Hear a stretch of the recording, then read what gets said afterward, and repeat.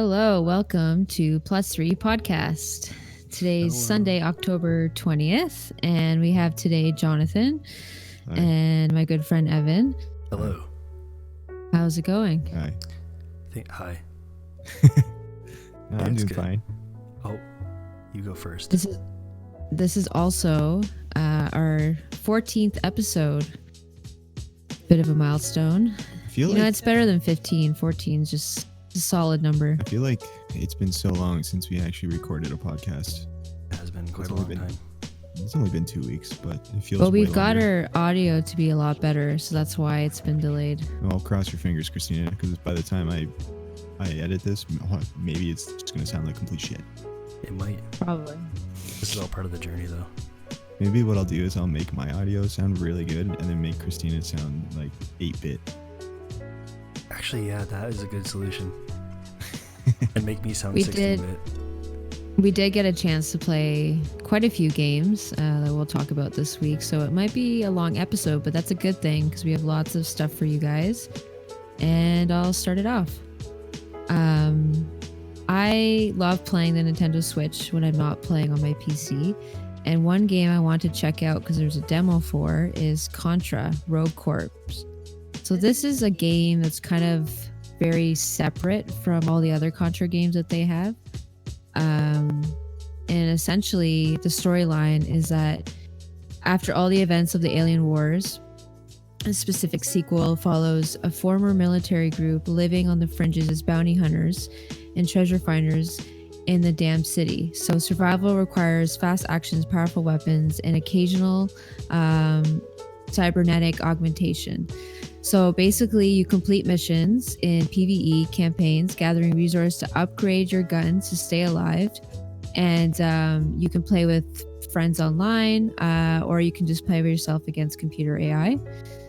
There's also an online multiplayer mode. So essentially it's an action shooter.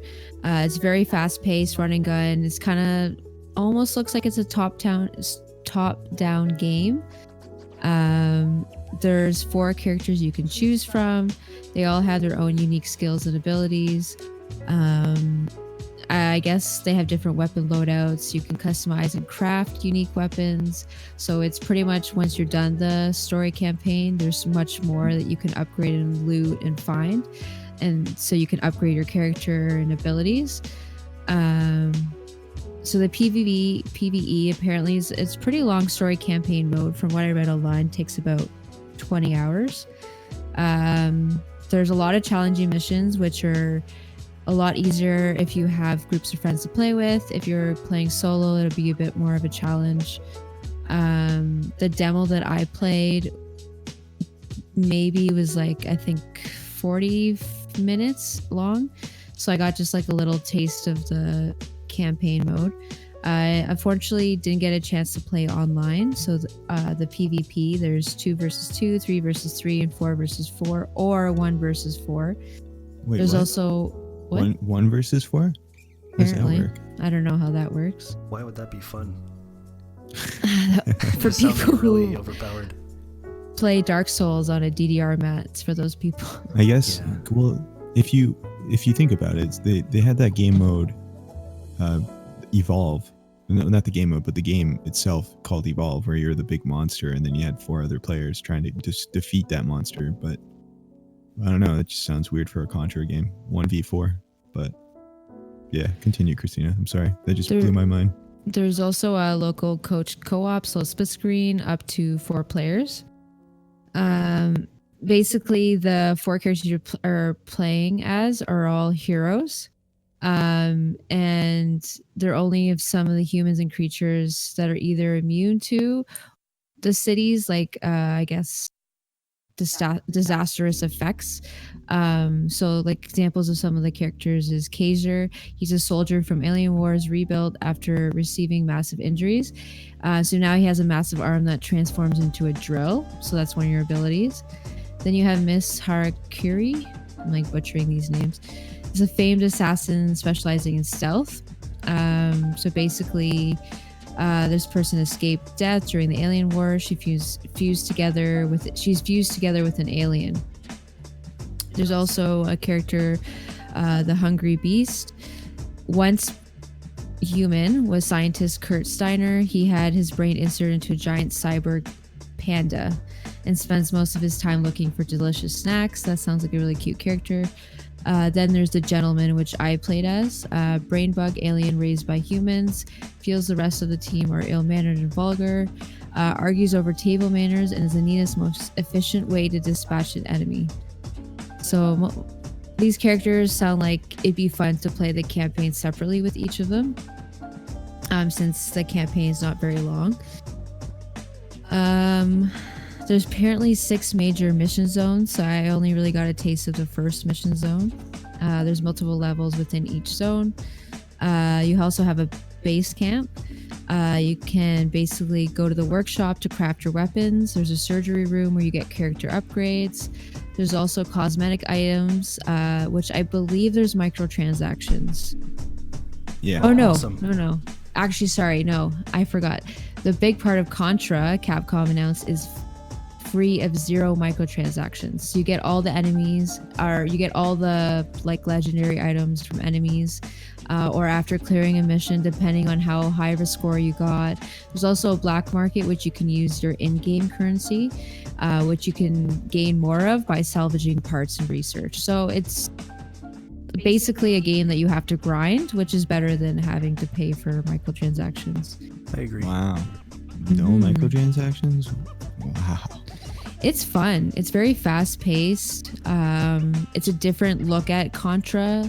So like, as you know, growing up, Contra is known to play as 2 players, and you basically want to rip your brains out because it's so hard. Like, you will die over and over and over again. This game's a little bit different. Kind of gives you more of a chance to be able to survive and just fast paced through the whole mission zone. How are the graphics? The graphics are so bad. Yeah. For a brand new game, I was really surprised. I think it runs sometimes in 480p. Like, I think it's made to be 720, but I think it loses quality pretty often, and you get the 480p more often. Yeah, so I actually have it on my PC, and I haven't played it yet. But the thing that I heard was that, well, the first thing I noticed right when I started up, just to see if I could like set up the video, like the graphics and all that stuff, I noticed that you cannot use keyboard and mouse. It is controller only for the game. So I was like, what the fuck? You cannot use it? Yeah, you can't use a keyboard and mouse. It's only controller. I played on the Switch, but yeah, playing on a PC I think would be better. But then if you can't even use your keyboard and mouse, what's the point? But the reviews for this game, I heard, bombed hard. Like, it's... You know what? I don't believe in reviews. I had a lot of fun good. with it. If it goes down to a reasonable price, because right now it's way too expensive. It's $51.99, which is crazy.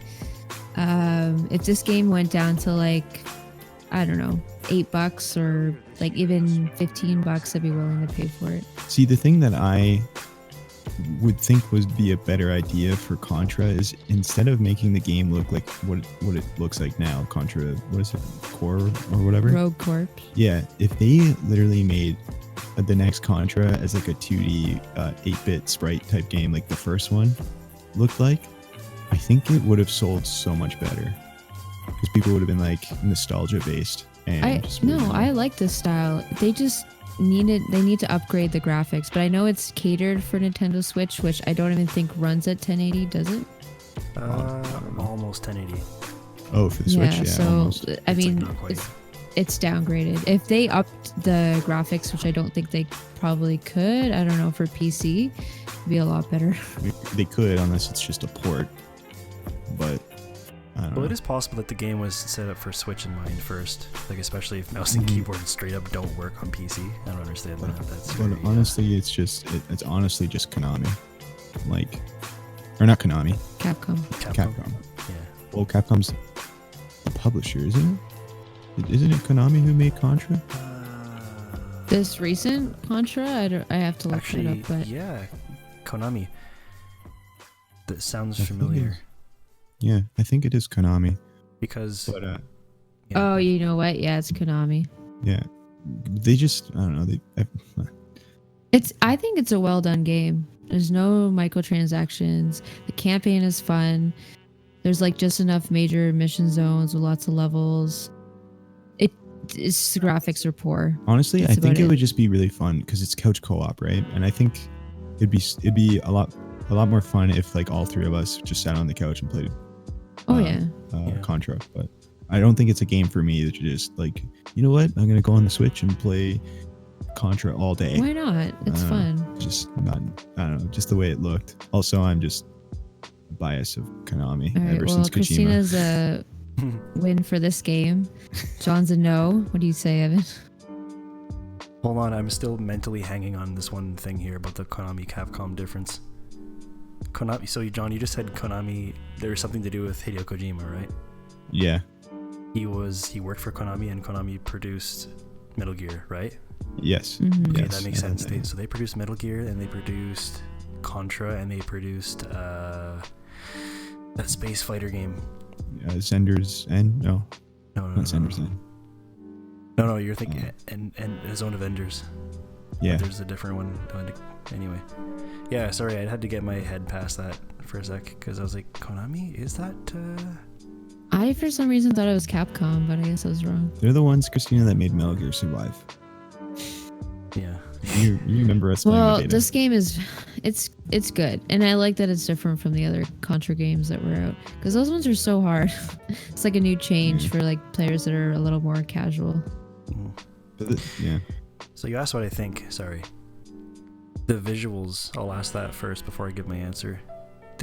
Like, what are the visuals like? Because they're not pixel graphics anymore.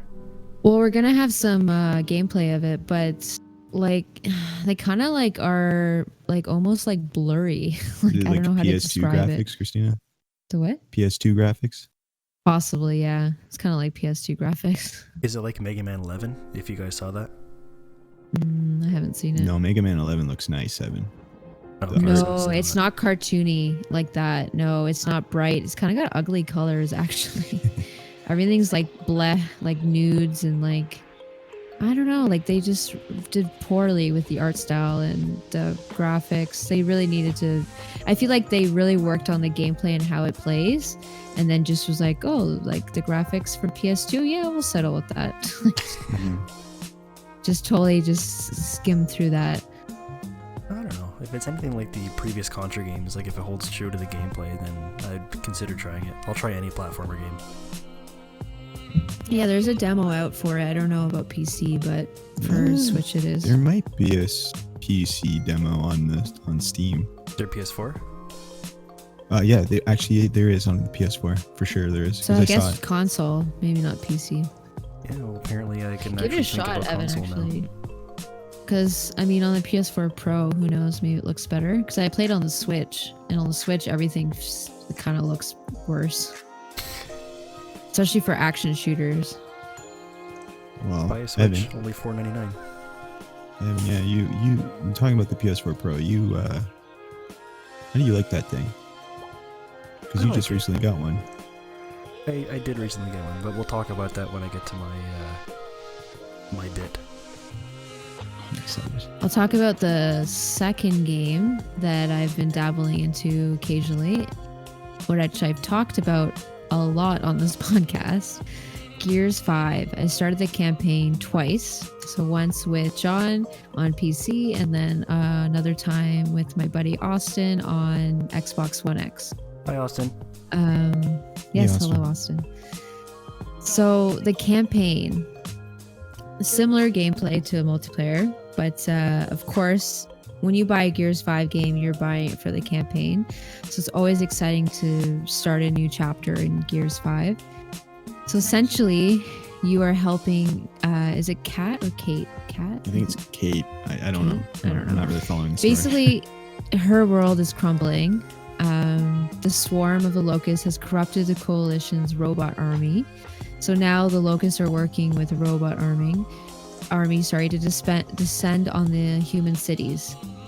So since Kat breaks away from, I guess, basically she's trying to eliminate the true danger of the planet Sarah. So essentially, the planet Sarah has gone through so much turmoil. The cog has separated quite often. JD, which is Marcus's son, left the cog to go to different human cities to help them fight, and then they ended up getting back together. This was in the last Gears. So now they're back together again. They're trying to help Kate, Diaz, break away from the enemy and basically restore all faith back to the planet Sarah, which typically, of course, nothing ever ends at the end of any game to open up a new storyline for the next game. So basically, you're helping out Kat, so you're not playing as her, you're playing as the other 3 characters. So I'll go through each one. So Kat was born and raised in the Cog jurisdiction. Her mother, Renya, was a leader of her isolated outdoor village. So basically, what happened was her mother was killed. This was the previous Gears. I hope this isn't a big spoiler. So she tried to revenge her mom and kind of save her and stuff. I think she ended up dying in the last one. Yeah, I'm pretty sure that's a spoiler, but that's all right. I mean, I guess I won't go back and play Gears now, but it's fine. Then you have JD, which is the son of Marcus Phoenix, and Anya, which I don't know. Have you played the first 2 Gears, Evan? I haven't. You would have. No. I remember watching. Well, you would have met Anya. It's basically the love interest of Marcus, and they have a child, JD. So you play as JD. He has some turmoil with his father as well. They're back and forth working together. Then you have Del. Del's an older character. He was part of the original COG. Essentially, he's there to help out Marcus and the whole team. Then you have, of course, Marcus. He plays a limited role in the COG now. He's kind of retired, basically. But once again, he's still found to be in the storyline because everyone loves Marcus. Then there's one little thing that I guess I miss when they were promoting this is that Kat has a secret. She has a special locust necklace her mother gave her before she died. And basically this is her secret. It's eating her alive, and it's creating tension within the whole team. So this is kind of drama in the storyline where she's trying to do her own thing, and the squad's trying to help her. It's kind of pushing each other farther and farther away while they're trying to fight off squads of the locusts. So essentially you can play this campaign 3-player. But what I found is that the 3rd player has a limited role in the storyline. So it's not very enjoyable. So you pick either Del or JD if you're the first 2 characters. Then the 3rd would be the robot. So the robot essentially has different abilities that you can upgrade. His name is Jack, but then later his name changes because he dies. But I won't. No, I think it's. Yeah. Isn't it Dave? Dave and then Jack? Yeah, and then Jack. Maybe. I can't remember. But you can upgrade the robot's abilities. So at the start, it's very helpful when you can stun the enemies for your players to essentially shoot those enemies down.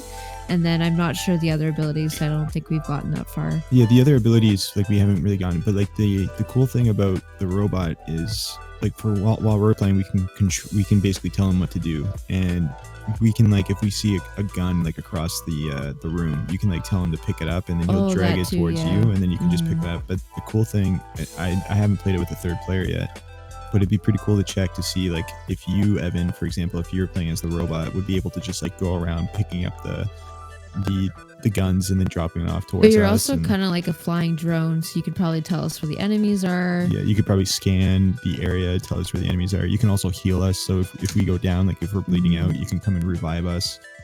That's the one thing that's frustrating with having a 3rd player, but that's an AI as a robot. They don't actually come and save you. It takes forever. Unless they're literally beside you, they will not save you. Mm-hmm.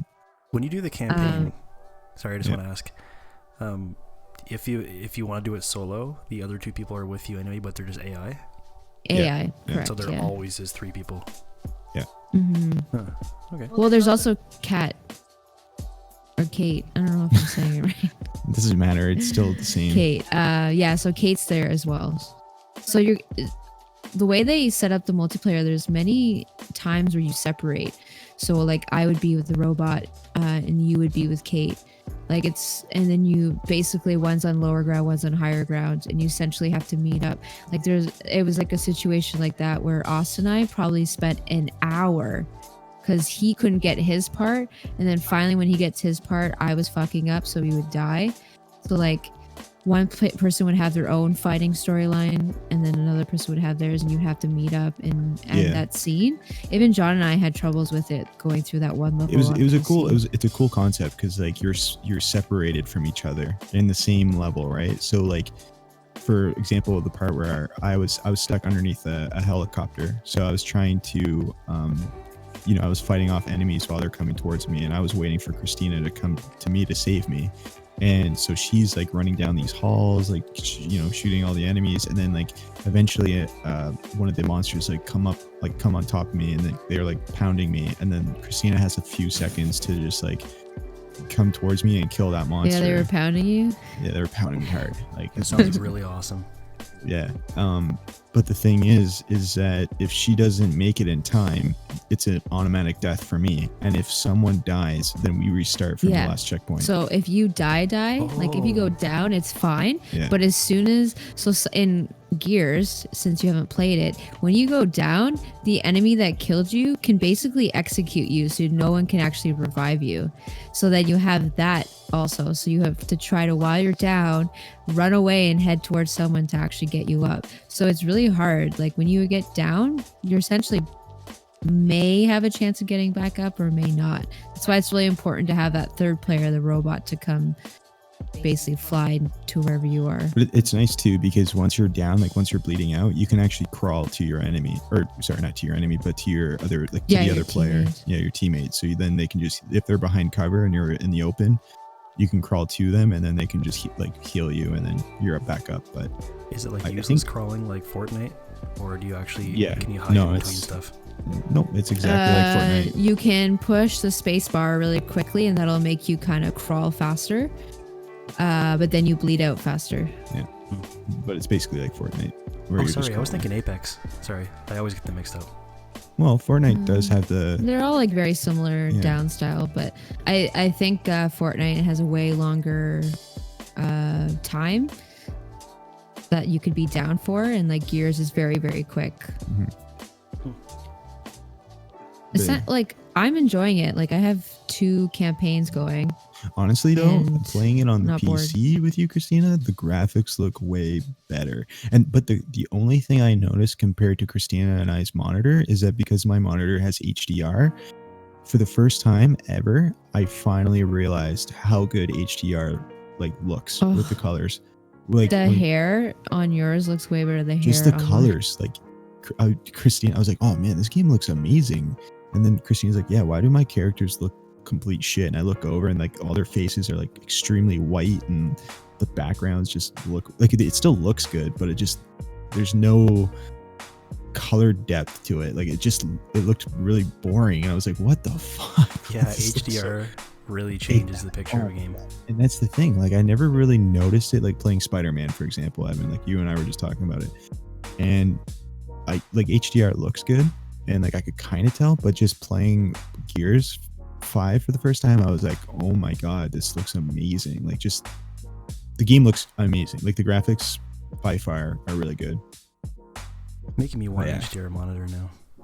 Honestly, it's expensive. It's expensive, but it's worth it. Like you know what, Boxing Day and Black Friday, 100% they're gonna go on sale. The cool thing about my monitor too is I can put it vertical. I can just twist it, and then it's now in portrait mode, which I never use. Good but for it's coding. a nice monitor. Yeah, it's a nice monitor. Anyways, that's my 2 games that I played. John, he has so many. He's not even talking about all of them today, but what do you got for us for your first game? Yeah, I've played a lot. And one of the games that I played, I might keep it for the last one because it's just so fucking good. But the first game that I played, it's called Noita. It's an early access game on Steam, but it's a 2D roguelike game developed by Nola Games. And the thing that they did with this one, like for this game, I think is really cool. So basically, every pixel in the game is physically simulated, which means if you blow up an area and like there's water like on top of like that area, you'll see the water leaking out of it. Or like if you light something on fire and there's wood, basically that fire will actually spread up to that the wood, and then it, depending on where the flames are actually spreading, you can see every single pixel like fall off like certain areas. I like the sound of that. Dude, it's so fucking cool. I was like watching, I lit like a fire, and I was just watching the whole area burn up. I was like, wow, this is cool. But I didn't really play much of it. I just want to like see how it is, but like it's really addicting. It kind of reminds me of, it's the type of game where you play and you don't know anything, and you're just kind of like, okay, yeah, I found this. Like, this is what this item does. So it's kind of like Binding of Isaac. So you kind of want to see what the good items are and what the shit items are.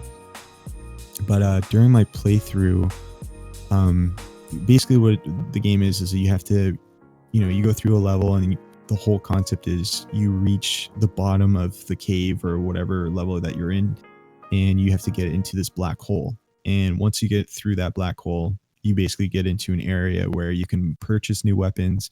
You get to choose up to, or one of the 3 items that they give to you. It's all randomly generated, so it's not the same every time. And then you just go to the next level, and each level is obviously looks different. But the thing for me that I noticed was during the level, you kind of want to search around and find, new weapons and like wands and stuff. So I'm kind of getting ahead of myself, but basically you are a mage, and the whole concept is to get to the end of the level, and during that you find these new wands that will help you defeat the enemies. And certain wands have different abilities. So once there was one wand that I had where if you click on it, if you click the fire button, instead of it shooting like a laser beam, it just shoots bombs. And then those bombs will detonate eventually, which will will destroy the area around you. So then it like will activate, fires or more explosions or whatever. And then there's certain ones too that I found that instead of shooting like a bomb or anything, it shoots saws. So basically that's probably one of my favorite weapons, because then like you can just shoot the razor blades or the saws, and it just like kills the guys immediately.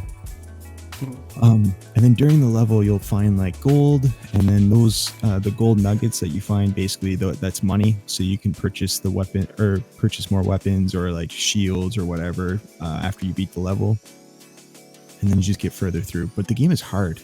It's fucking hard. I got maybe to the 3rd level, and then the enemies that I was dealing with, I was like, man, this is fucking hard. Like they don't fuck around. Yeah. And then once you die, you basically just start at the beginning. It tells you like all your stats on like how far you got, the weapons that you had, all that stuff. And then you just start over at the beginning, and you just continue on. And then all the levels change, all the weapons that you found in your last game, like your last time playing, it's completely different. So you might find new items during that first level. But yeah, it's addicting. I always find myself always addicted to like roguelike games. But yeah, what else was there? The graphics are all pixelated. It's another game that I'm talking about that's all pixelated, but Is it colorful? yeah, it's cool. Like it is colorful. Does it use HDR? No, it doesn't. Is it use HDR. 480p? Because I only play games that are in 480p. Yeah, no, same. it's not. It's not called Noita Contra. It's just Noita. No, Ada. The one thing I noticed too with the game, the levels, they're really colorful. Like there's one, each time you beat one, it changes. So like the first level is kind of like a regular cave. The second one, I can't remember. The third one is like all snow based. So like you'll see like hills of snow, and if you destroy it, you'll see like each pixel, like the snow is all pixelated, and it will like slowly fall off the cliff and stuff. It's just really cool what they're doing with that game. And then I noticed too, there's certain types of water. So There's just regular water.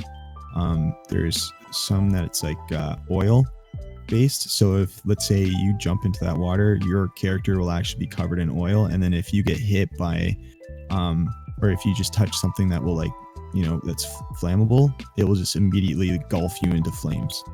So you always have to, like, keep an eye on that. Sometimes you'll go in blood, which will actually attract other enemies. So they'll just, like, through the level, just, like, come towards you and just fucking destroy your ass because you're just covered in fucking blood. And then there's a few other things that you can go into, but I'm not really that far into that game, so I'm not really too sure. But yeah, this game, I'm excited to get more into it. But you guys should definitely check it out. It's early access. Yeah, for sure. It sounds like there's a tech demo piece to it too. It's like they built the engine with the. Would you say it's like physically simulated pixels? Yeah. Like everything's all pixel or like physically simulated. It's super cool. Using physics is, I'm guessing, what they mean by that. Yeah. And I don't know if there's any boss fights or anything. Like I said, I haven't gotten too far into it, so I'm not too sure. It's just super hard. Like, it's not like I had enough time. Like, I didn't have enough time to go, like, to play it. I did, but it's just so fucking hard. But I don't like those games, because games that are so hard, it, like, makes you not want to play it. And yeah. It'd be a game that you'll probably never go back to. It's a game. Those types of games are really good. Like, if you really get into them, like, for example, like Binding of Isaac, I love, because, like, each time you play, you'll find something new. But that's something where the dungeon crawler is, like, regenerated. That's completely different each time. Yeah. Is this what that game is? Yeah, as well? it's most of the time it's randomly generated, I believe. At least from what I could tell. I could be wrong on that part, but I'm pretty sure it's randomly generated. Like, all the weapons that I found the first playthrough, they weren't there the second playthrough. They were completely different. So it respawns loot in different areas. Yeah. But the monsters in that game are really cool. Like, I had one, it was like flying, it looked like kind of looked like the cacodemons in Doom. And they, like, they're flying, and then what they do is they'll shoot acid at you. And then basically that acid, that if it lands on you, you'll take damage slowly during the play, like, while you're playing. So the whole point of that is you have to to get rid of it, you have to jump in actually, like, water to get rid of it, so it'll clean off your character.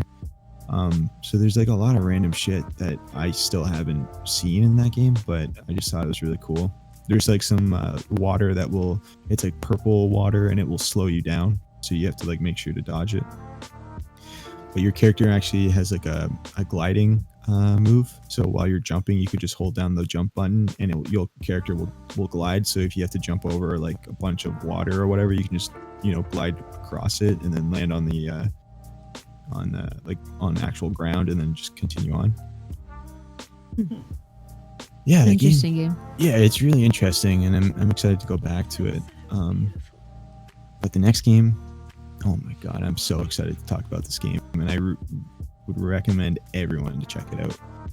But the game is called What the Golf, and it's so fucking fun. You know what? Don't laugh. Because golf games are killing it lately. Golf Story on the Switch is probably my top 3, Evan. That's insane. A golf game is my top 3. A golf game? You cannot judge it until you've played it. It's a great game. I honestly don't even think What the Golf is even a golf game. Like, yeah, when John talks about it, but it's essentially, yeah, it is. Like, it starts off as a golf game, but then it just gets so fucked up. Like, it's so funny. It's a silly physics game that starts off as golf, like I said, and then it just gets fucking super crazy. But it was developed by Triban and released October 1st, 2019. So this game, like, at the beginning of the game, it just basically tells you, how to play. So it's like, okay, pull your mouse back a little bit, like, for the power of the ball, and then you let go, and the ball will go wherever you're aiming, right? And the whole point of it is to hit the putt, like the hole of the golf, like, while you're playing. What's it called again? the hole? I don't know. The hole? You're trying to get the golf ball in the hole? Is It's that what probably you're just trying called to the say? hole. Yeah, I'm gonna just assume it's called the hole. But anyways, so you do that, and then the second time, like the second level that you play, it's like shoot the ball and then try to get it in the hole, and then like when you shoot it where the flag is, that flag will actually move. So you're like, oh, okay, and then you just basically have to hit it, and then the third level is like now you have a character beside the ball, and you're like, oh, like that's my guy. So you like go and you pull the power back, and then you launch it, but instead of the ball going flying, it's your character. So this character is ragdolling in the air, and you're actually like you're supposed to get that guy to the hole. And then eventually this game goes so fucking insane to the point where now you're like a house and you have to launch the house to the hole. And it's just fucked. So and then eventually after the tutorial you'll enter a golf like science lab, basically. I don't really know what it's called. And each area that you go to is completely different. So like one of them was like all Olympics type stuff. So instead of you even like playing golf, it's just like carry this guy that's holding the flame all the way up to the end. So you have to like launch the character all the way to the end, and then he'll light the pit on fire. And then like there's another room where it's like all bowling, and you just basically launch the bowling ball and hit the pins, and then eventually it gets so crazy that you're throwing hats at pins, and it's just like it's just so fun. And then eventually, so like each hole that you go to in that science lab, they have 3 different levels for it. So basically the first one's always super easy to do, and then you have a second one which could be like finish the level in 3 moves, and then or like beat the level in less than 30 seconds. And then once you beat that, then you get to the third one, and then the third one will be all fucking crazy. And then once you beat the third one, you receive a crown on that hole, which means you've 100% of that hole continue. And then if you 100% each hole in that certain area, you'll just unlock a new like a trophy in the game. It just helps you get to 100% in the game. But then eventually, once you get to the end of that little area, you'll activate the power. And then if you activate those 2 areas of power, then basically you do a boss fight, which is inside a computer. And then the whole point of that is launching your ball and hitting the heart of the computer. And each level of that, the boss will be completely different. So like one time you'll just launch the ball into the heart, and then the next level of that would be like brick, or like what's it called, brick out, where you're just like you throw it, and then you have to hit each of the you have to basically make a hole to make sure your ball can hit the hearts. And then eventually after that, you get into 2 new areas, and they're completely different. Like there's so much cool shit. Like one of them's all about Portal. So you play basically all these levels with portals. And then the next one is Super Hot. So like everything acts like in Super Hot, where every time you move, everything else moves. It's just so ridiculous and so cool. I literally got so addicted to this game that like every night I was just like, okay, I'm playing What the Golf, like, and I'm gonna. So it's basically a stress reliever. You're just watching stuff ragdoll while you try to get it in the hole. Yeah. It's just, but the thing is like you finish a level and you're like, okay, like after this level, I'm gonna go to bed. But then you beat it and you're like, well, what's the next level? Like, what's that going to be about? And then you play that and you're like, oh, this is cool. And then you finish the 3 levels for that hole, and you're like, okay, well, what's the next one? And then eventually you finish, a whole area, and then you're like, well, I'll just finish the boss battle. Like, it's fine. And then you look at the time and it's like 3 hours later, and you're like, fuck, I gotta go to bed. I have to go to work. How long would you say the campaign is? The campaign is not too long. There's I think 175 levels or something like that. And most of them are super easy, but I'd say you could probably finish in like 6 hours, 5 hours. Depends on how good you are and if you want 100% the whole game. And out of all those levels, I think I only got stuck on 2. There was one that was basically like. Is there a difficulty?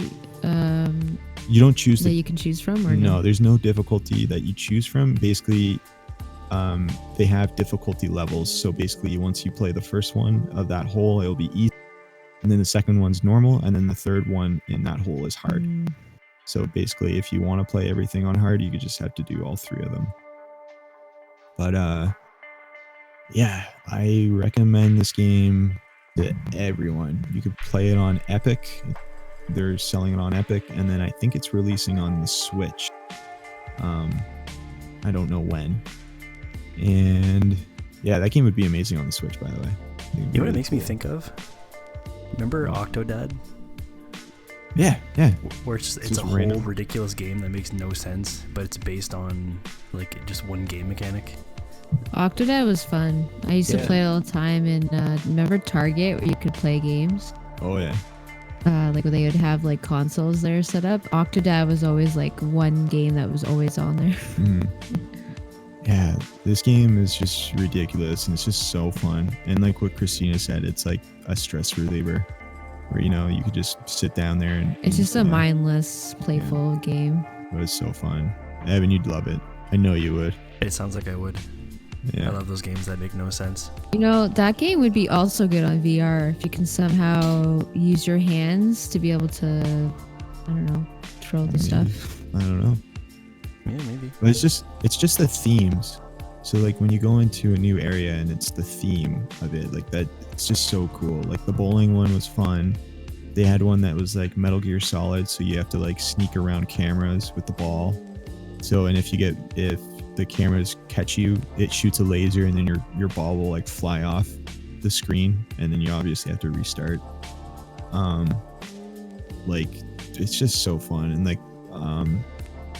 I wanted to 100% it just to see like how hard it was or whatever, but it wasn't too hard. Evan, what's that game that a lot of people started playing like a year ago? It was the one where the guy's in the pot, and you have to like use your mouse to like swipe to like get up. He's inside a pot, and he uses like Getting Over It. Yeah, there's a level like that in the game, and that's the only one that I had the hard time because I had to beat it in like less than 30 seconds, and it was so hard. But overall, like, it's just a mindless. It's reasonably priced as well. Yeah, I think it's like $20. That's not bad. Yeah, so you could always wait till it goes down in like with the price, but yeah, it's so fun. I got a lot of gameplay of it. So excited for everyone to watch it. Well, it certainly sounds like it wouldn't be priced like a AAA game because it doesn't really sound like it follows a traditional game style. Yeah, no. Which can be good though sometimes. I wish a lot of like developers would be like that, like instead of just following, if one game does really well, like when Call of Duty came out and it did really well, and everyone's like, it has to be like Call of Duty. Like this game it's just plain fun. Like they just don't give a fuck. Yeah, like Goat Simulator was the same too, right? Oh my god, yeah, that game was great. Oh, that's like the new craze, which I'm sure one of us will talk about later, is the Untitled Goose Game.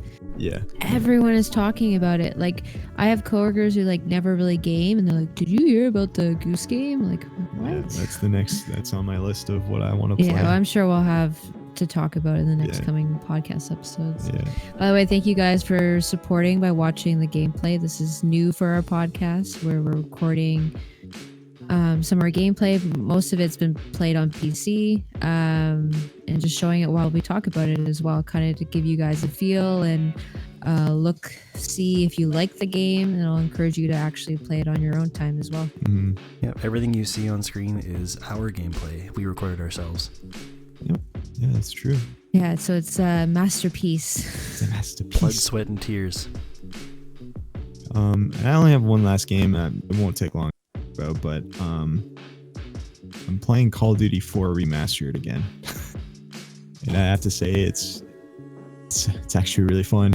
It's very random that you went back and played this. Well, it's because I was editing the last episode and I was waiting for it to render, and I was like, oh, I'll just play a round of Call of Duty 4. I was already installed on my PS4, and Evan, you and I were just just finished the beta for the new Call of Duty, and I just wanted to play something that was easy. And yeah, I got really into it again, and it brought back a lot of memories because I grew up with that game. With like, that's when I got my 360 and played the shit out of it with my whole family, like with my dad and my sister and all them. But I just love how simple it was. Like the kill streaks were simple. You know, 3 kill streaks, that's it. The perks were simple. Like if you want more health, use that one. If you want to do more damage, do that one. Like there wasn't like all this crazy shit. Like, I don't know. And then the guns were simple. I mean, power sliding and Yep, no power sliding. Jet jumping and yep, no jet jumping. Wall riding and yep, none of that. Tony Hawk's None Pro Skater 5. But the one thing too that I noticed, in Call of Duty 4 Remastered that was so much better was the levels. The level design in that was just so good. I like the theme. What's that one holiday map? I'm obsessed with that one. Oh, fuck. Crash? I think it's Crash I with the don't remember helicopter. the name of it. Yeah, like I found that the newer Call of Duties, like I don't know about the new one that's coming out next week, but or this week, but this one always had certain like way more different ways of like getting somewhere, you know, whereas like the later ones was just a 3-lane map. So, you know, you'd either go left, through the middle, or go to the right, and that's it. But this one I found it had more like you can like go on top of buildings, you can there's just a lot more areas that you can go to get where you want to go, and I thought that was really nice. And the one thing I actually hated in this remastered, and I'm scared that they're gonna eventually do it to the new one, is that they added the loot crates, the loot boxes, and inside those. Why is it a bad thing though? Because inside the loot boxes, it wasn't just cosmetics. You would get new guns, but the new guns were so hard to get if you don't pay for them, that eventually those people who actually purchased the loot boxes could get those guns, and those guns are actually way overpowered. Oh, so the stats of the guns are actually different. Oh, well, then that's not fair. That to sell progression exactly of the game. That's the stupid. thing is that there's been rumors that the new Call of Duty is going to have, because every other Call of Duty had that, like Black Ops 4, World War II. That shouldn't be allowed. Microtransactions where it'll give you an advantage. That's not fair. The thing is though, is that they say, oh, you can actually get it without paying, but it's such a fucking grind, and it's by luck that you get it. So when I saw that, I was like, it's a game that never had loot boxes to begin with. You should never have added it. At the same time too, the DLC that came with this game on the 360 was like, I think $10 or $15, I believe, and it only had 2 or 3 maps. They actually, instead of adding it for free to this game that was out years ago, they actually had the balls to sell that DLC again for like $20. So way more than they actually fucking charged years ago. And yeah, it's just like, that's how you know Activision's fucking greedy. Like, it was so dumb. And that's the one thing I'm like, we have a bunch of stuff to talk about with Call of Duty in the news, but yeah, it just ruined the Call of Duty 4 like nostalgia base when I saw that, and I was like, fuck, like I would still be playing this game right now if it wasn't just for the fucking loot boxes and shit. But at the time when I got into it, it was fun. It was a lot of fun. That's about it though. That's all the games I've been playing. So that's a lot though. You played a lot of interesting ones too. Yeah. But Evan, let's hear finally about the game you played on your new PS4 Pro. So I began playing this on my regular PS4 before deciding, you know what, I want to get a PS4 Pro. I've been waiting to get one. I knew that eventually I would get one because my PS4 was getting tired and old. At one point I actually had to take apart my PS4 and reseat the GPU on it. Basically I had to remove a processor from the chip, or from the motherboard, and then put the heatsink glue on it, and then put it back on myself. So, really careful job. I had to do it because the PS4 was overheating, and the fans would kick in and run really loud. I bought it used, so I think the previous owner probably kept it in a corner or something, and it wasn't breathing well. You ran it too vertically, right? Or was it always horizontally? I did a mix of both, but honestly, I didn't have a stand, so running it vertically. What? PS4 has a heating issue because I know a lot of people that have issues with it, and my brother did as well. He had to bring his PS4 back in, but one thing that helps is always having it vertically with a cooling unit. Yeah, I think they solved that problem though. That was I heard about that too, being a big issue. When I looked it up, it's probably like the first models that went out, possibly. Yeah, Christina, I think mine was the first. Christina, I think all three of us had the first model. Mine, I still have it. I don't use it because we have the PS4 Pro hooked up, but same thing. And like where I keep mine, I can't actually have it vertically. I have to have it horizontally, and there's also not a lot of airspace around it. And it just I was playing Mad Max one time and I actually thought the whole thing was just gonna light on fire. Like it just overheats like crazy. Christina had this issue too with hers, where at one point the system wouldn't accept discs. So it started shooting the disc shooting them out. So you would put one in and then it would just immediately eject it. So what I had to do was I had to take a screwdriver on the side of the PS4, just literally, like, you don't even feel it's a screw in there, but when you go to the right, it doesn't feel like it's getting tight or whatever. And supposedly that worked. It just allows it to accept discs again. It was really fucking weird. I was like, I've never done that, or I've never actually had something like that happen to me.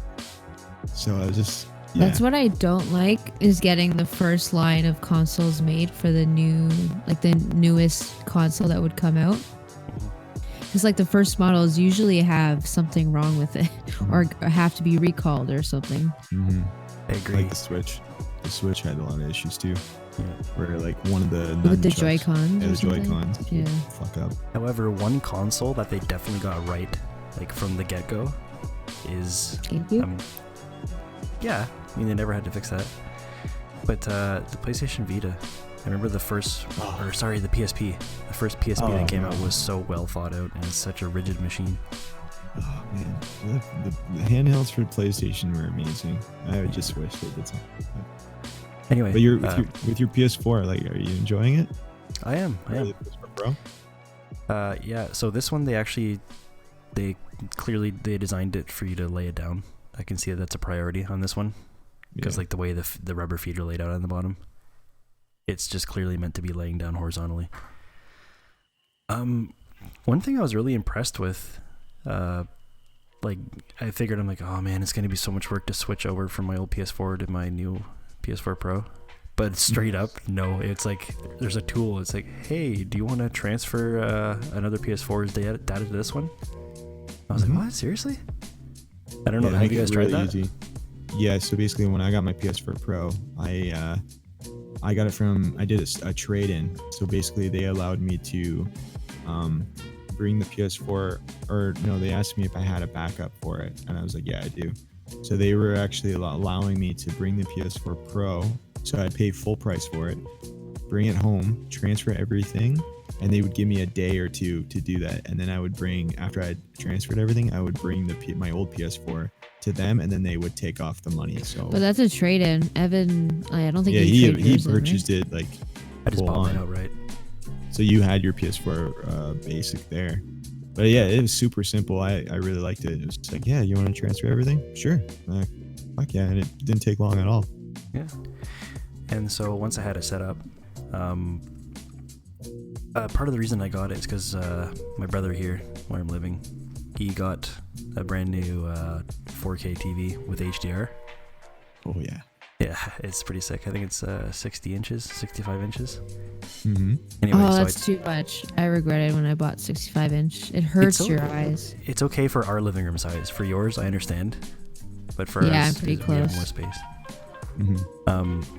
But yeah, so when he got the TV, I got the PS4 Pro afterward. I'm like, well, I may as well take advantage of this and see what 4K HDR looks like. But first off, before I had the PS4 Pro, I plugged in my regular PS4 and I threw on Call of Duty World War II just to see what it was like. And I didn't know, but PS4 regular can actually put out HDR. I had no idea. Yeah, they could do HDR. Yeah, so that was a cool thing to figure out. Mm-hmm. And I was like, for a minute, I was thinking like, oh, do I really need a PS4 Pro? Because if I want HDR, I can just get a new monitor or TV and then be okay with my current PS4. But eventually I was like, no, I want 4K. Honestly, with the new games now, like I would love to see how, let's say, for example, Red Dead Redemption 2 runs on like the basic PS4. Because it runs really hard on my PS4 Pro. But to see that on a basic PS4, man, you fucking melt everything inside. Well, what I would suspect is that it would run the exact same, like it would look the same as you're playing it. It would play the same. Mm-hmm. I'm assuming that because I played Days Gone on both systems, and it runs the exact same. The performance is the same. Yeah. Which I was upset about because I found it runs like garbage on PS4. Yeah. And then I was like, wow, I'm just guessing they probably dumbed down everything for the PS4 regular, and because they want you to do it on Pro. Mm-hmm. But honestly, playing it on Pro, it's just not fun. It's almost unplayable. There's so much lag between whenever you actually move the controller and see something happen on the screen. Yeah. And the frame rate is usually, I think it's lower than 30 frames per second. So it's very frustrating to try and play. Like, and you're aiming guns in this game. Yeah. It's just the way the game is designed. Yeah, I think they just. I remember watching you like stream it, and this is World War II? No. This is Days Gone. Oh, Days Gone. No, that game should have been out on PC. That is not a console game. I feel like it would have ran way better on PC. Mm-hmm. Yeah, it's the developers. They limited what they did for sure, because between the PS4 regular and the Pro, the game runs the exact same, even though both systems have different hardware. Mm-hmm. I don't. Anyway.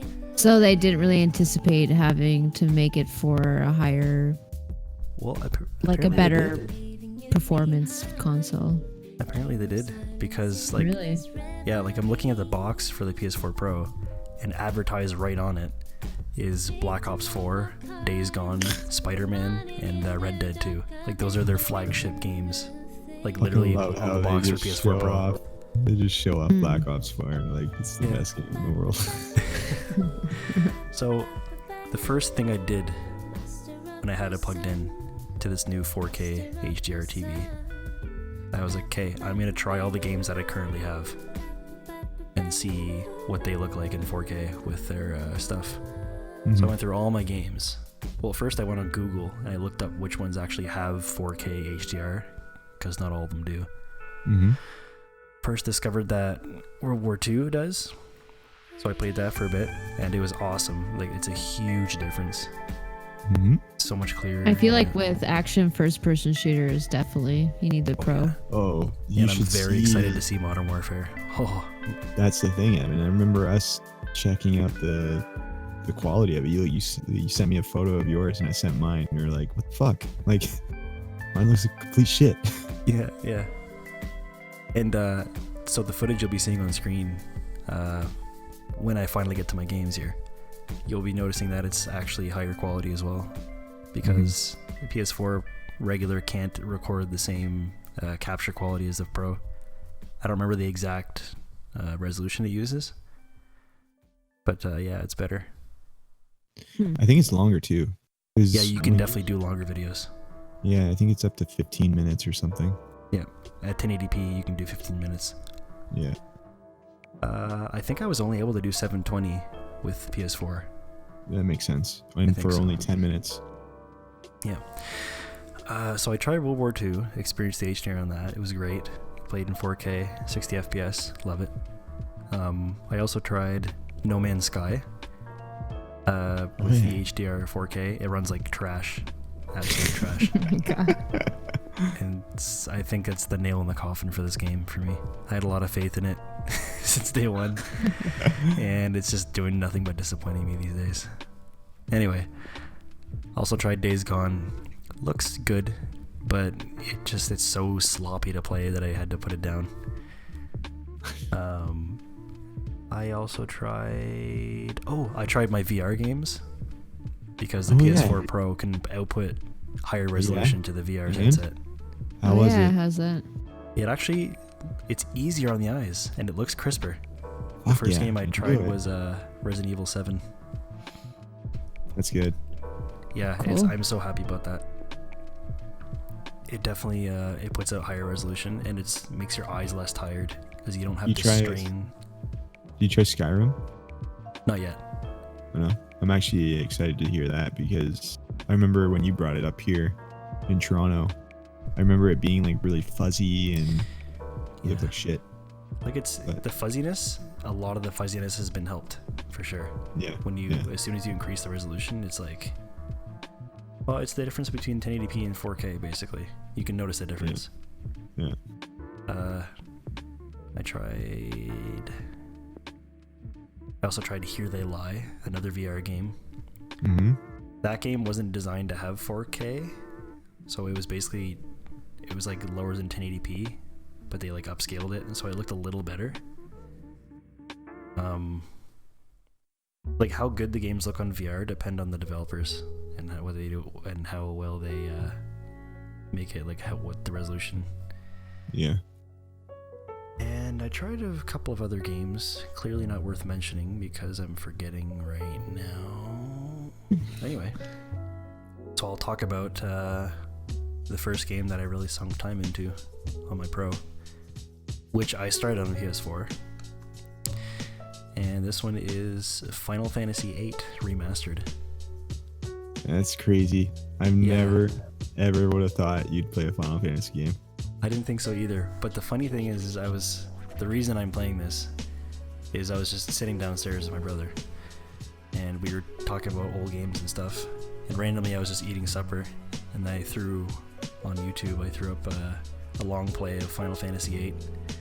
I think it's just because I was thinking about the game, and I remember the nostalgia of like me wandering around when I'm like, 7 or 8 years old when it came out. Yeah. And I was just wandering around aimlessly. I sort of remembered the story a little bit, and I remember the soundtrack and the environments and thought they were pretty cool. I remember always thinking when I played those games, I'm like, man, I wish I was older because I don't understand what the fuck is going on right now. And so I walked away from it.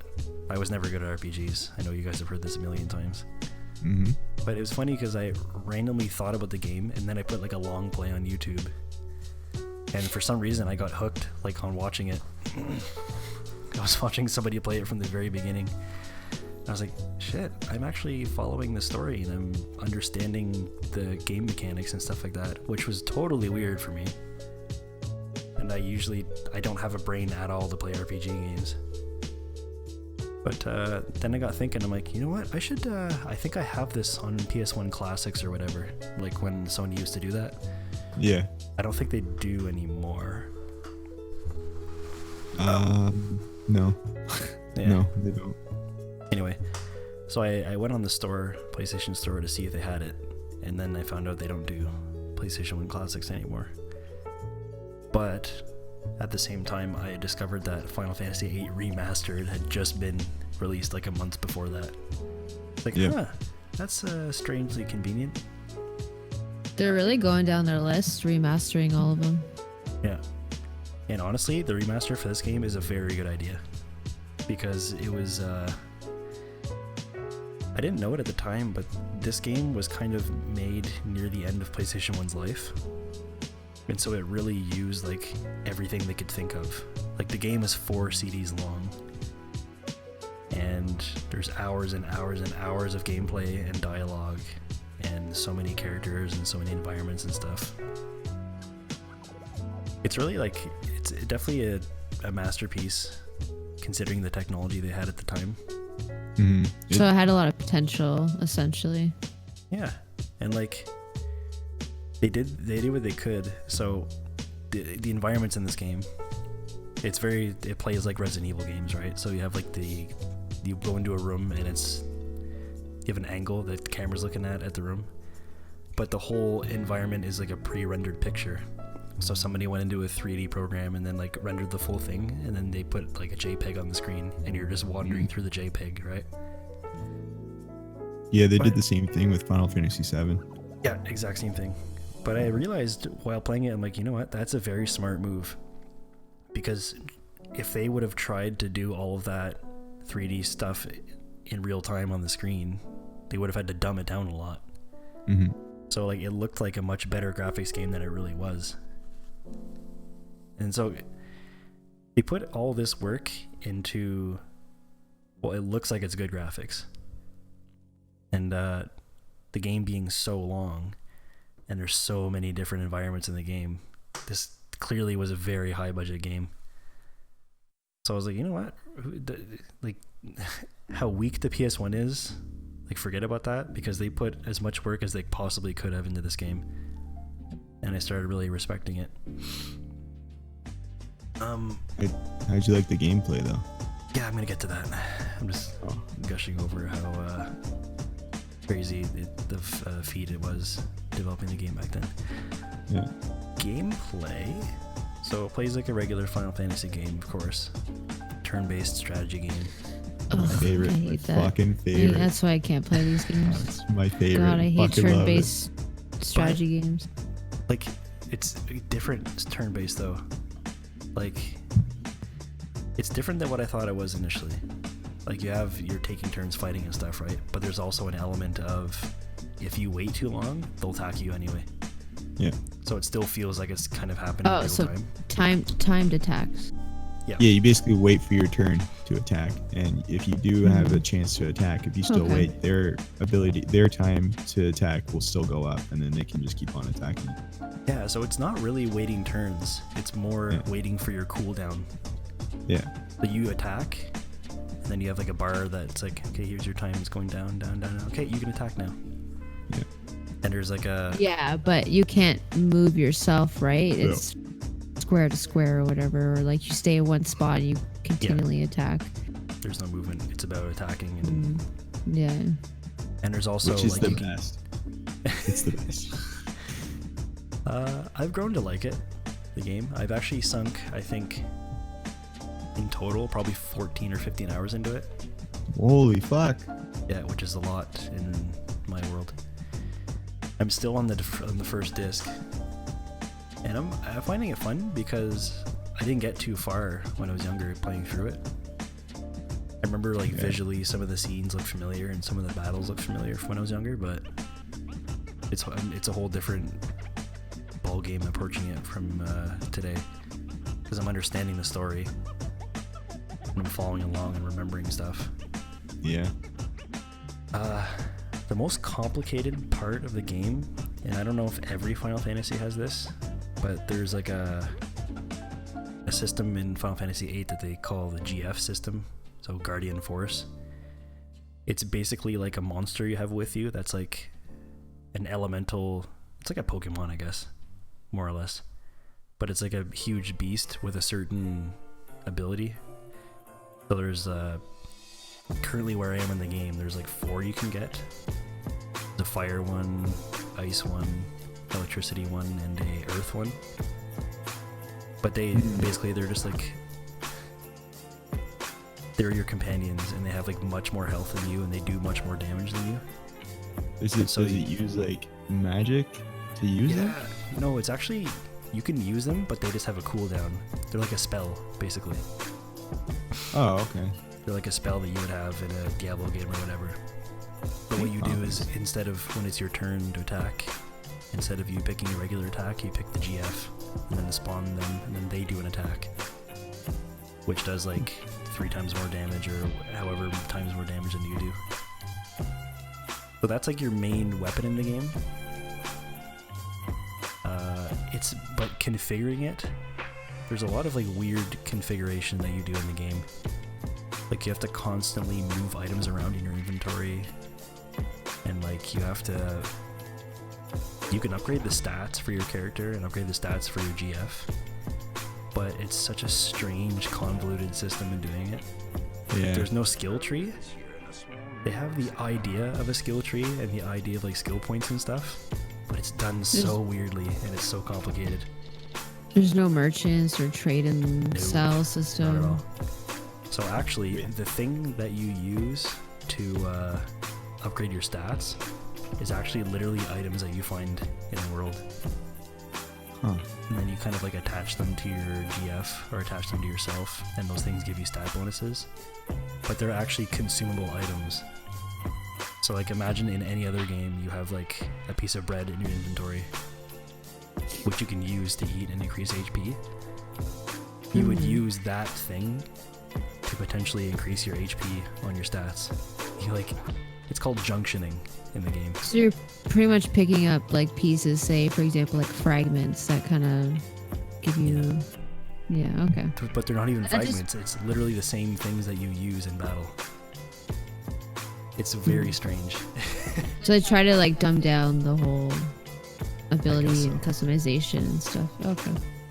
But it's the opposite of dumb down. I don't know what they were trying to do. It's very hard for me to explain. So essentially there's no crafting either, I'm guessing. You can craft. I haven't done it yet. Like, it has all of the bones. Crafting for the magic items, or you can craft weapons, like superior weapons with magic properties and stuff. Okay. But it is not straightforward at all. Yeah, I remember them.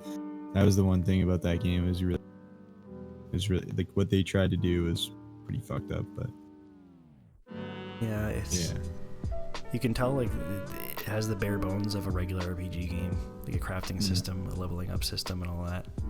But the way they approach it is just crazy. Like you don't finish a battle and then get like, oh, you have skill points. Use your skill points on your skill tree. It's not at all like that. You can still do those things. You can still upgrade your stats and stuff. But like I said, it's like, oh, your enemy dropped a piece of bread. Okay, attach the piece of bread to your GF, and then your GF has increased health. Or you can eat the bread. There's no special system reserved only for upgrades. It makes you... What the game forces you to do is like the drops that you get from monsters, you choose exactly what you want to do with it.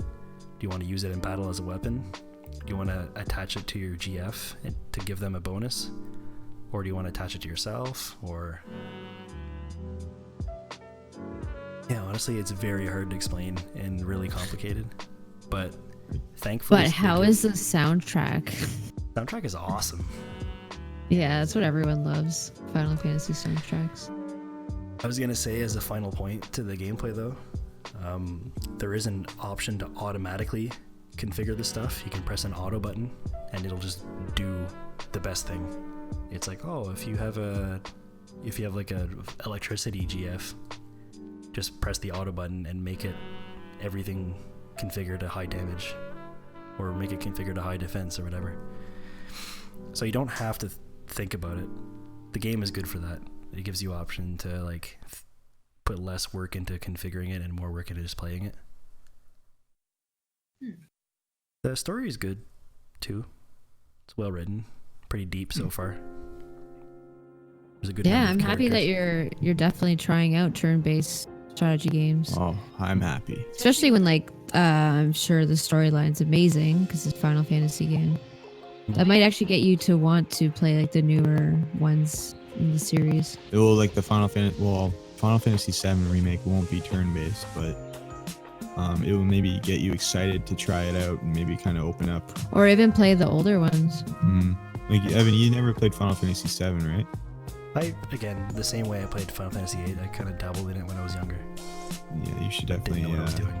But speaking of all these games, these are all gonna be backwards compatible on the PS5, which is part of our news actually. PS5 is announced to launch in late 2020, aka holiday 2020, and which is awesome, which is great. This gives you another year and a bit to save up for it. It's gonna cost you like, I don't know, like $700. Probably. But one thing that I liked an article that I was reading through is the possible games that may launch with the PS5, and these are actually like good theories. So like you all, everyone pretty much knows, Assassin's Creed is no longer an annual series, which is really good. So no game this year, but they will have one next year, supposedly possibly Viking themed, which is pretty cool. So that would probably launch with the PS5. Then, of course, the annual Call of Duty series. Next year is going to be Black Ops 5, possibly, by Treyarch. Oh, for fuck's sakes. cares? Another Black Ops game? Probably another Blackout thing that they're going to have on it. Some new multiplayer modes. Well, no. I will buy it probably because of the zombies. Okay, hang on. First of all, if they make another Black Ops game, it's so stupid. Do something else. But on top of that, they actually announced that this Call of Duty that's coming out is going to actually have a Battle Royale. And it's going to be free to play. What? Yeah, it's coming out in 2020. I'm over the Battle Royale. Yeah, same. But sorry, yeah, continue. Moving on from Call of Duty, this one game that John and I could not even play, very similar to Dark Souls, is Bloodborne. And apparently the remaster's coming out. They just patched Bloodborne for the PS4 Pro. So now apparently they're in talks for possibly releasing Bloodborne 2 around the time that cool. PS5 comes out. Cool. Then Insomniac is going to announce a new VR game, which is going to be PS5 enhanced. So who knows? Like, there could be a theory that Insomniac's making a Spider-Man VR. That would be really interesting.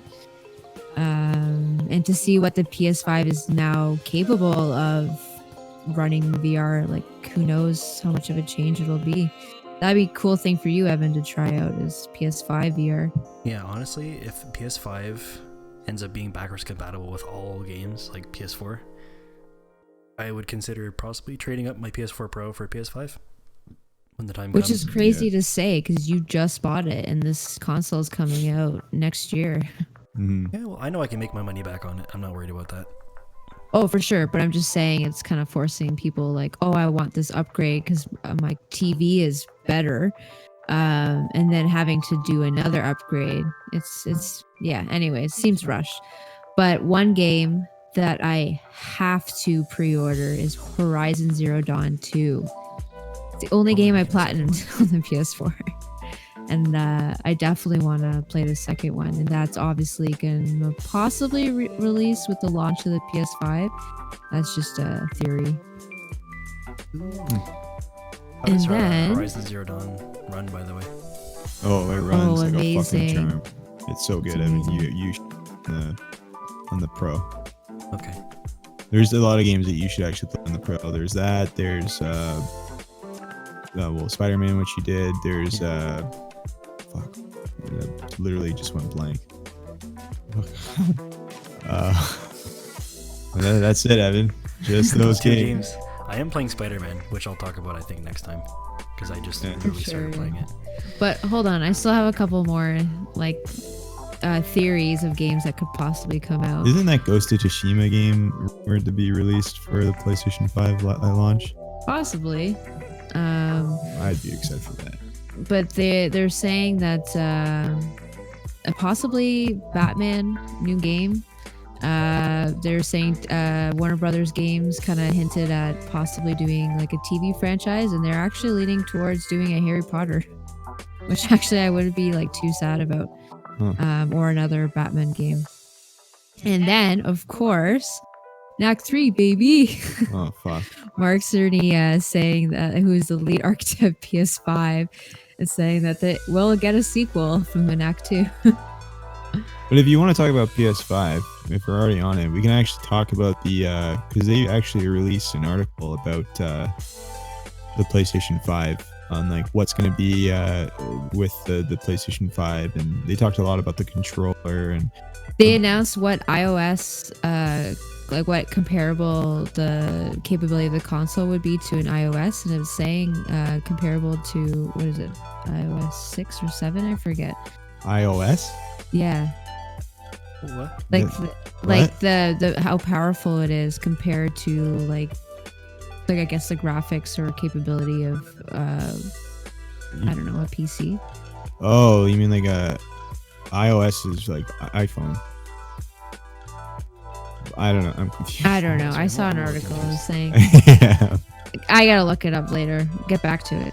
But yeah, the PlayStation 5 that said that Christina mentioned it's going to get released holiday 2020. But games will be released on 100 gigabyte discs. So that's 100 gigabyte. Yep. Oh my god. The PlayStation 5 reads. Yep, it will physical media via 4K Blu-ray drive. So they're actually gonna. You'll be able to actually. That's the one thing about the PS4. You can't actually watch Blu-ray movies. They just wouldn't allow it. Wait, what? Yeah, you can't watch Which Blu-ray is movies ridiculous. on the PS4 Pro or the PS4 in general. They don't Are actually you have. Sure? Yeah, you can't watch a Blu-ray movie.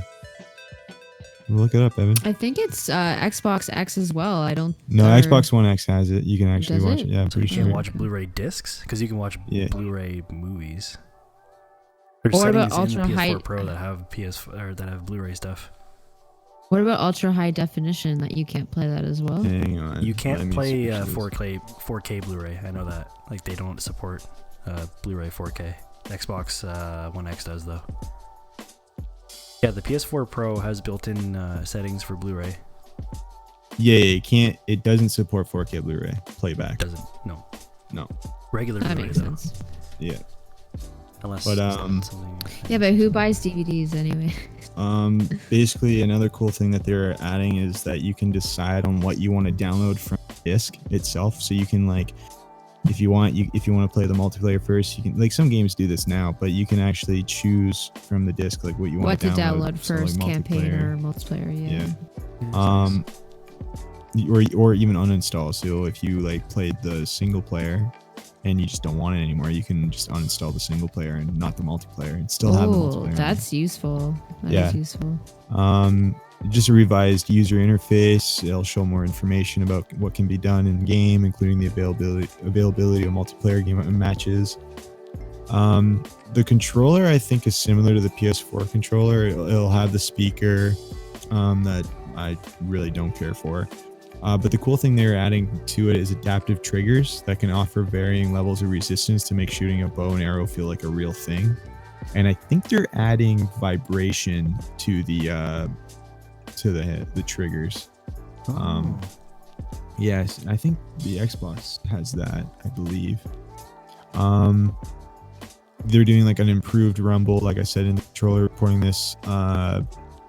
Basically, what am I reading? On ice, a high frequency response made the thumbsticks really feel like my character was gliding or like jumping into a pool. I got a sense of the resistance of the water on a wooden bridge or a bouncy sensation. I don't know how that's going to work, but they're adding a crazy amount of rumble feature in the controller.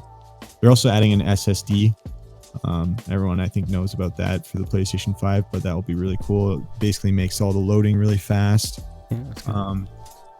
And then another thing that they are changing is they're actually using a USB Type-C charger for the controller. So hopefully that will last a little bit longer too than the originals, but we'll see. They'll charge faster, that's for sure. Yeah. Yeah, they talk a lot about the PS5, but they don't really go into great detail of it. Like I really think show it off whenever they do in sometime next year, but yeah, I'm excited for it. Like it sounds really cool, and like Christina said, there's going to be backwards compatibility.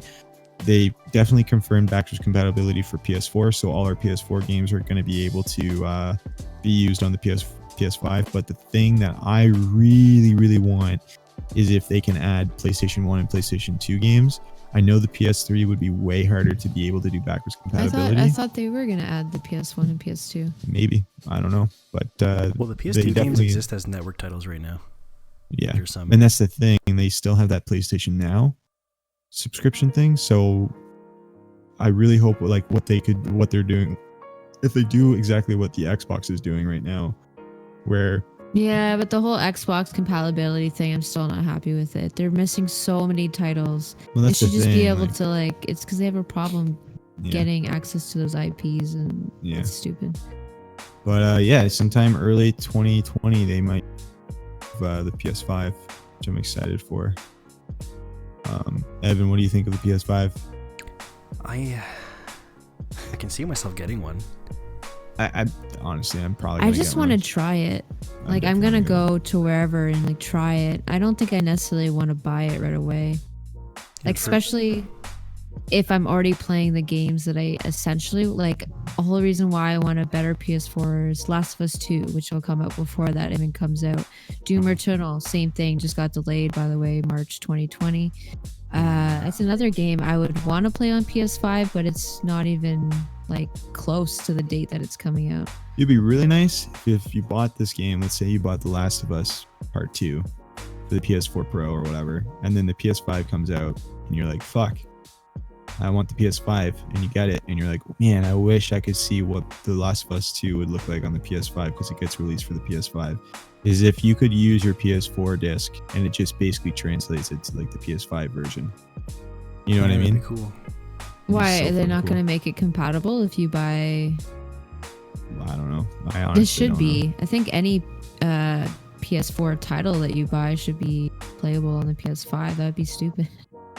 I don't know. Because that's what the transition did with Microsoft. Yeah. Same thing with the PS. Oh wait, no, PS3 and PS4 is different.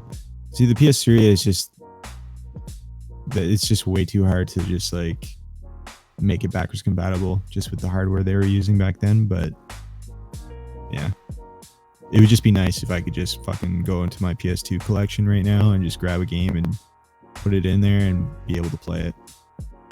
But Yeah, that'd be I lovely. don't know. We'll find out in 2020. Yeah, really. we will find out. I'm excited for all the launch games as well for the PS5. But Evan, I got some news for you because I know how much you love loot boxes. Like you just every time I message you on through text, you're just like, "Hey, loot box." Oh, I mean, John, like you just love it so much. Like loot boxes are always on your mind. boxes. Yeah.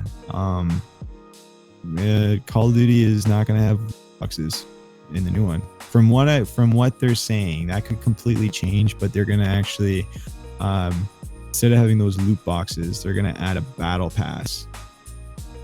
So something similar to what do you call it? Yeah. So instead of loot boxes, they're gonna add a battle pass. Basically, you can see everything that you would get with it. Each season will have new content for you to enjoy with various rewards to unlock based on in-game progression.